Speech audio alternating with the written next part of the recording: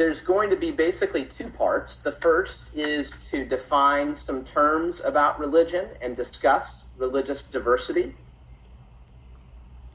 And the second part will be to get into what we do with religious diversity.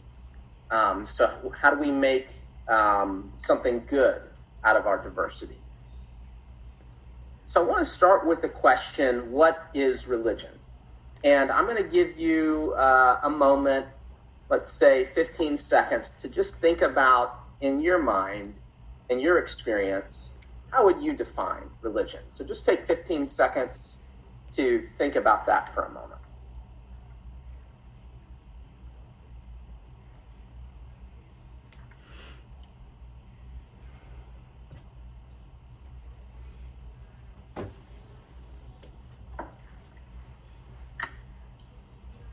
So there are many definitions of religion. In the first box on the right, you'll see my first statement that I want everybody to know is that not even scholars of religion agree on one definition. So there's a lot of debate. But there is a lot of agreement on some of the main characteristics of a religion. And so that second bullet point in that first box on the right is a definition that I've come up with that I think covers most of those characteristics of religion. So here's what it is. Religion is a system of practices and or beliefs which connect a community of people to a supernatural reality, such as gods, spirits, ancestors, or a cosmic order. So, important characteristics to see there. It's a system of practices and beliefs. So it's not just one belief, but a number of beliefs or practices put together. So it's like believing that God exists itself is one belief, but just believing that God exists isn't necessarily a religion. What are all the practices and beliefs that go around that idea that God exists? That system is what makes up a religion. And then there's got to be a people that actually hold those beliefs. So that is the community of people. And that community of people who are a religion can be small. It can be as small as one village, or even maybe one family, but it's got to be more than one person. The religion could be as big as the world, right? There are many religions that we now call world religions because they spread across most of the continents, even to Antarctica, some of them. And then finally, and this is key, it's not just beliefs and practices, it's not just a community, but it's in relation to gods, spirits, ancestors, or a cosmic order. Now, if you look at the image on the left on this slide, you'll see some different religions listed with symbols that are common for those religions.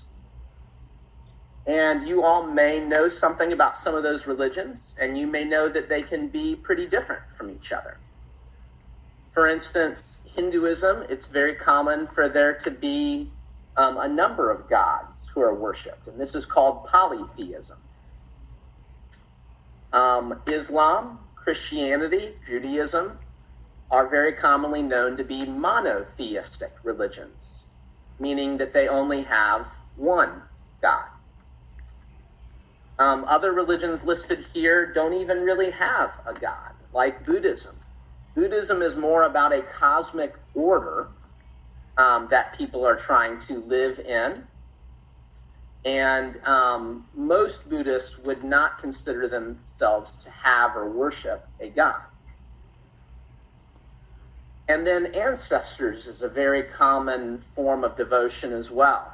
And while people most commonly think of this in perhaps indigenous or Native American religions or in Eastern religions like in China and Japan, even in Christian Catholicism, there's an example of what I think is a sort of ancestor devotion, which is that Catholic Christians pray to the saints. Now, they're not worshiping these people who have died and who are holy people the way they worship God, but it is still a way of being devoted to their ancestors. So, the important point is that this system of practice and beliefs in a religion connects a group of people to a supernatural reality. So that's a dictionary definition of religion. But besides the dictionary definition, we all have the ways that we feel about religion. So, for instance, you might feel that religion is a bad thing. Like you might say, oh man, religion is responsible for intolerance and violence in the world. On the other hand, maybe you think religion is a good thing. Maybe you believe it's better to believe in something than not to believe in anything. I hear that from a lot of people as well. Or maybe you believe that religion is like blind faith. We hear that sometimes. Or just going through the motions, people being inauthentic. Sometimes people who are not religious say this about religious people. But sometimes people who are religious say it about other people's religions. Sometimes, like I'm a Christian, I've heard Christians point at other religions and say, oh, they're just going through the motions. They don't really, that's just blind faith, their religion. But my religion, we really believe this. So, there's a lot of different ways we can feel about religion. And whether we are religious or not religious, we may have positive or negative feelings about our own religion, about other people's religions. It is that it can be challenging and difficult to talk about religion because it's not just a dictionary definition. It's just not an academic subject that we study. It's very personal. So as we go forward, I think the more that we can learn about other people's religions or other people's worldviews that are sometimes not religious, the more empathy and understanding we can develop for them. And this is one of the things that we can do when we study religious diversity, is we get to see perspectives that are not our own.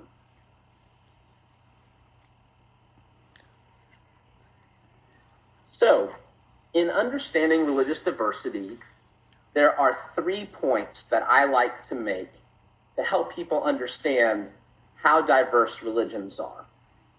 And the first, and this is the first bullet point on this slide on the right at the top, is that religions are diverse within their own ranks.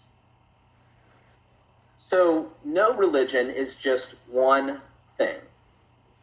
Christianity is not one thing. Judaism is not one thing.